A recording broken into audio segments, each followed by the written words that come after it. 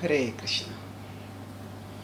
Events are not in our control, but experiences are. What happens in life is often not in our control. Things can go wrong, uh, reversals can take place, even tragedies can befall us. At such times, often the uh, problem itself is troubling, even devastating, but what can be shattering is the effect that the problem has on us. When such problems leave us feeling helpless, then that feeling of utter helplessness becomes a bigger problem than the problem itself.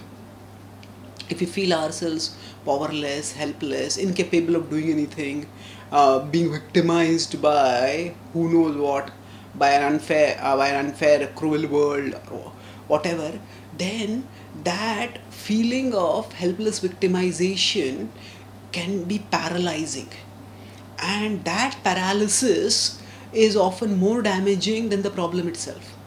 Yes, the problem can hurt, but and problem is a serious problem, but there is, no matter how devastating a problem is, there is always there is always the response to the problem that is in our control.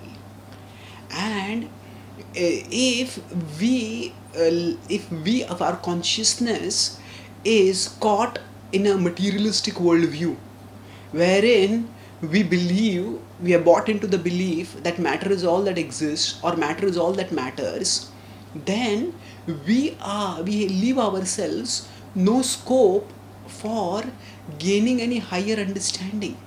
Now, if matter is all that exists, or matter is all that matters, then when material things go wrong, what is there for shelter for us? There is nothing else.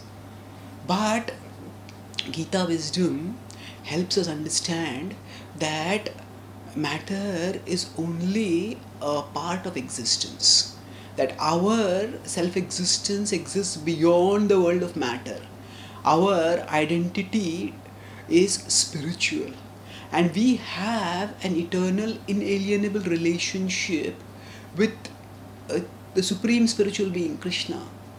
And when we seek shelter in that relationship, when we understand that no matter what things go wrong in our life, still God exists, still Krishna exists, and Krishna cares, and Krishna is there to help us, then we can avoid the feeling of utter helplessness.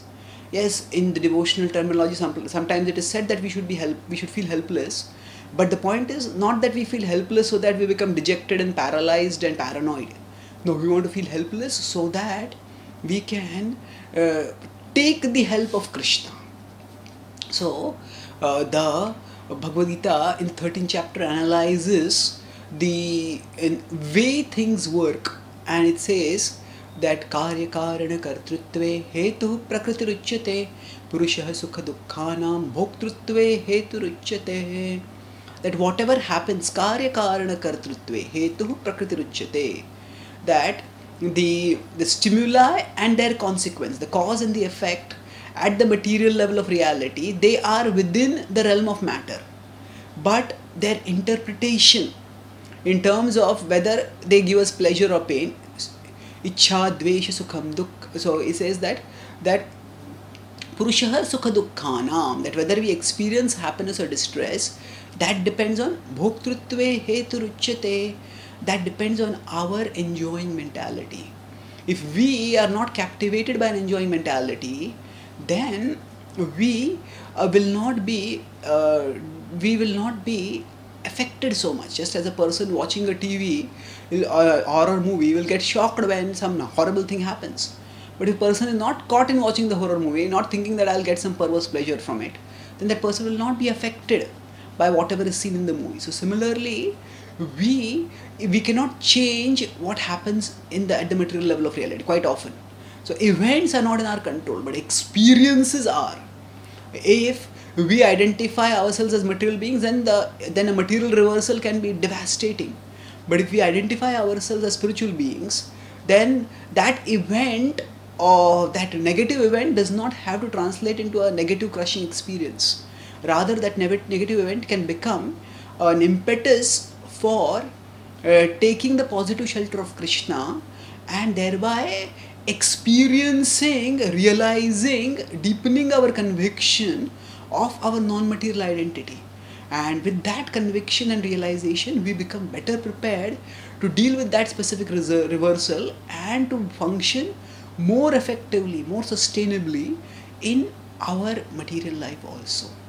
In this way, events are not in our control, but experiences are. And that control our experiences, over how we interpret events and how we experience them, that control is expanded by our spiritual wisdom and our spiritual realization.